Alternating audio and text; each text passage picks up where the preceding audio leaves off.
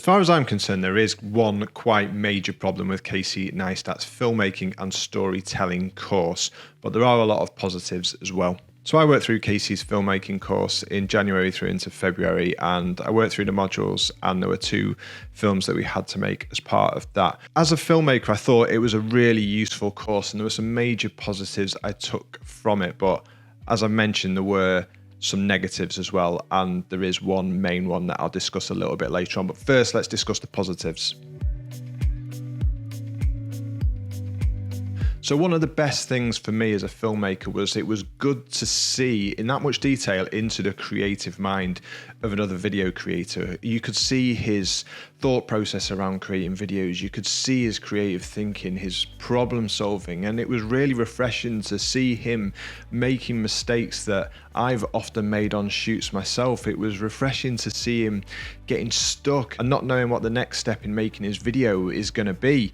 And he's a guy with, I don't know how many subscribers are, like 11.5 million subscribers, and he's making these mistakes, and that just gave me confidence in the process. You see these people with all these followers and you just assume it's perfectionism, and that's because they are so good at the finished product that they put out there. Behind the scenes, it is often fairly chaotic, as I'm sure as filmmakers you are used to. It's an important lesson in not getting downhearted when you are struggling with the process. The next positive was it was really useful to see how Casey films and edits his video. He does everything chronologically, so it makes his editing a lot easier if he's filming chronologically. Now, I've done this before, but I've also filmed A-roll and then B-roll to supplement it before, and it does make editing tricky, but filming chronologically, it's not always possible. But it is interesting to see that every single one of his daily vlogs is filmed in the same way. He knew that to be able to get those out, he had to make his life in the edit as easy as possible. So he almost edits in camera, and I think that's an important skill to learn.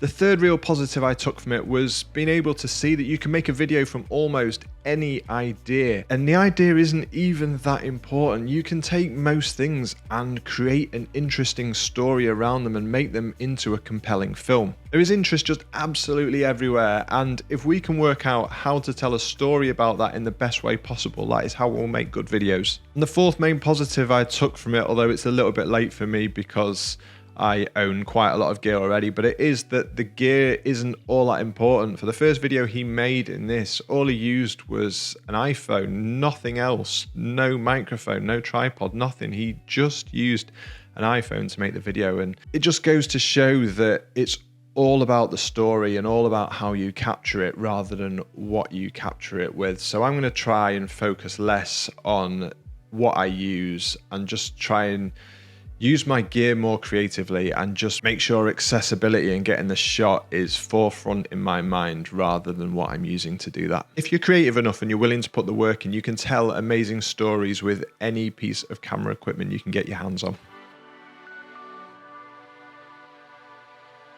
So quickly onto the negatives, and I don't want to spend too much time talking about the first 2 points. They are mainly more platform related, and the course is hosted on Monthly, who are a course provider.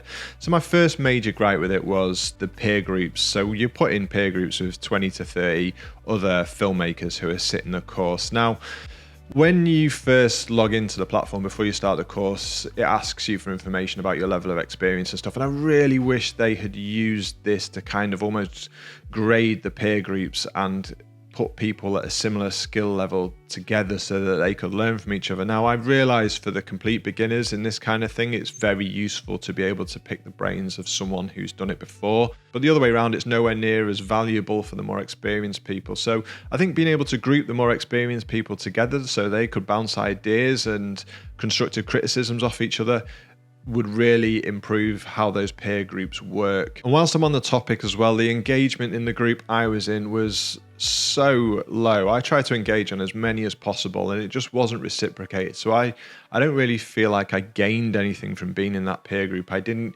gain anything that helped me improve the videos I was making. So that was really frustrating. If they could build those peer groups out based on both experience and the levels of engagement. I mean, there's nothing wrong with, after a few days and seeing what people's engagement is like, just switching them around a little bit and just making sure people who want to get involved get the most from it. I think that would really help this course an awful lot. It's a great idea, it's just not very well executed. And my second sort of more minor problem was around the timings. This is a 4-week course and it is a lot of information to take in 4 weeks, as well as producing 2 videos from it. And I am ridiculously busy. I've got my own business. I'm trying to make videos for this channel. I've got 2 kids. I've got a whole life going on. And I just felt that 4 weeks wasn't enough time to be able to pay proper attention to it. I think if it was extended out to 6 weeks, just that extra week on each of the 2 videos that we produced would be really helpful. I mean, I get why it's done that way. I get why there's a deadline, because if you leave it open, people won't do it. But I think 6 weeks would work so much better than 4. But the biggest problem in it for me is the fact that it is, this is going to sound ridiculous, is the fact that it's taught by Casey Neistat. He teaches the exact way of filmmaking that he has used for the last however long to create all of his YouTube videos. He is really specific in the detail in everything he goes into to create his videos. So if you are learning from that, you are going to produce videos that look a lot like his. And that is the problem I suffered in the first one I created, which I'll link up here. You watch this and it is very Casey inspired, and I feel that unless you're really aware of this and you really try hard to do something different, you are just going to sit this course and end up producing videos that are a lot like Casey Neistat's videos. And I don't think that's a good thing. I think we should all tread our own path, certainly look for inspiration in different places, but creating videos that are, oh, well, that's a Casey Neistat video, I don't think that's a good way of learning filmmaking necessarily. It's great to learn how he tells stories, but from a filmmaking point of view, I'm going to try and park a lot of the stuff he said and just concentrate on the storytelling element.